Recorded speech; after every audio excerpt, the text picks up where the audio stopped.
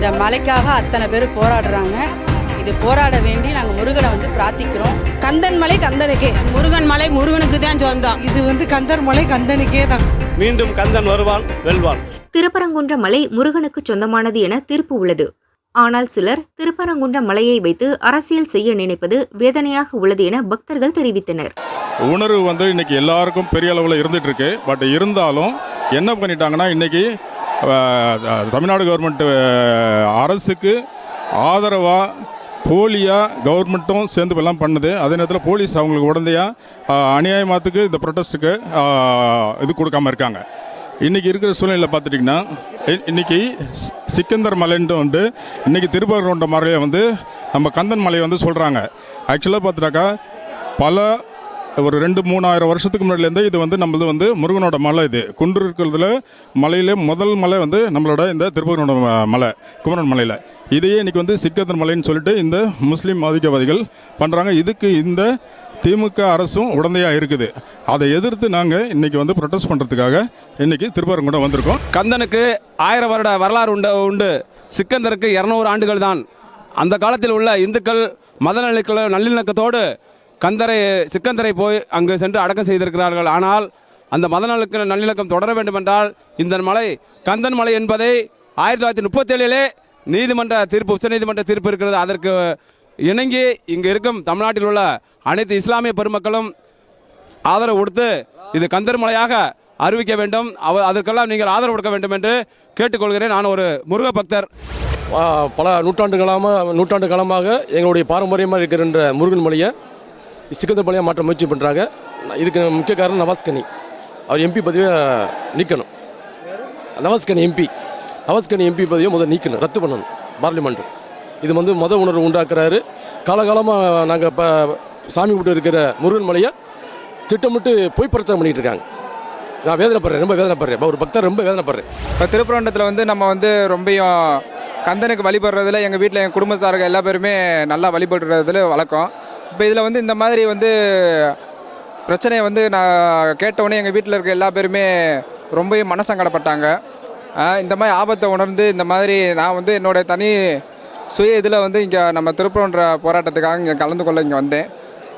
ஆர்ப்பாட்டம் கலந்து கொள்ள விடாமல் இங்கே அரசு சார்புலேயும் ஏகப்பட்ட தடைகள் ஏகப்பட்ட இது பண்ணுறதாக அதுவுமே நான் சமூக வலைத்தளங்கள் இதெல்லாம் பார்த்தேன். இதெல்லாம் ரொம்ப ரொம்ப மோசமான விஷயமா இருக்குது. இது நான் முருக பக்தராக இருக்கிறதுக்கு எனக்கு கொஞ்சம் முருக பக்தராக இருக்கேன். இருந்தாலும் என்னோடய வழிபாட்டிலே இந்த மாதிரி ஏகப்பட்ட தடங்கள் வருது, இந்த ஏகப்பட்ட சிக்கல்கள் நீடிக்குது.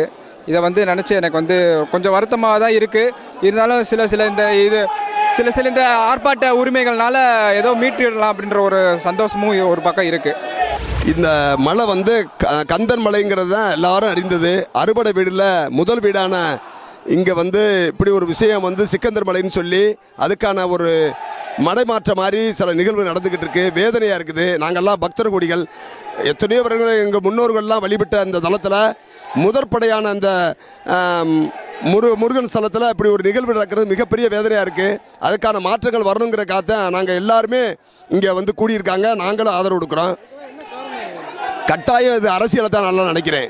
ஏன்னா ஆன்மீகத்தில் அரசியல் கலந்ததுனால தான் இது நடக்கிறதா நான்லாம் கருதுனேன். ஏன் அப்படின்னு சொன்னால் ஆன்மீகம் எவ்வளவு புனிதமானது, எத்தனையோ வருடங்கள் பழமையானது.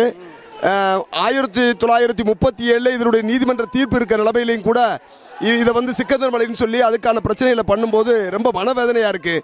முருக பக்தராக நான் வேதனைப்படுறேன். அதுக்கான மாற்றங்கள் வரும்னு நான் நம்புகிறோம். சிக்கந்தர் மலைன்னு இதனால் வரைக்கும் சொன்னதே இல்லை. இவங்க இப்போ தான் புதுசாக இந்த மாதிரி சொல்கிறாங்க. 100 வருஷமாக தர்கா இருக்குதுன்னு சொல்கிறாங்க. ஆனால் இது வரைக்கும் எந்த ஒரு பிரச்சனையும் இல்லாமல் இருந்துச்சு.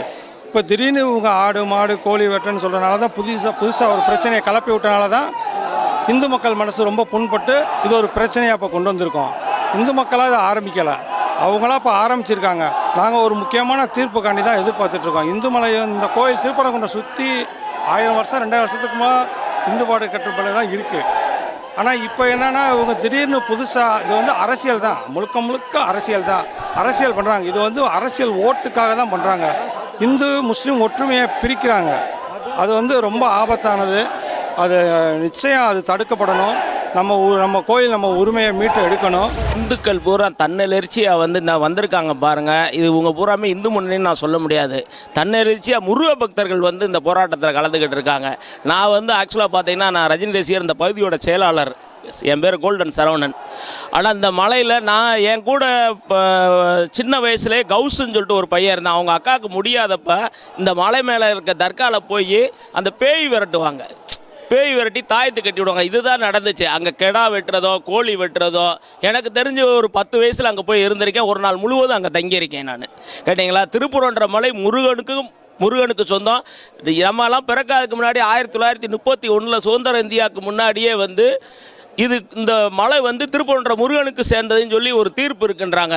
இந்திய அரசாங்கம் அதை இதுபடுத்தி அதை நடைமுறைப்படுத்தினா நல்லதாக இருக்கும். இங்கே ஒரு பாபர் மசூதின்னு இன்றைக்கி கோர்ட்டில் சொல்லியிருக்காங்க. இங்கே பாபர் மசூதி மாதிரியா இருக்குது சொல்லுங்கள்? அப்படியெல்லாம் எதுவும் கிடையாது.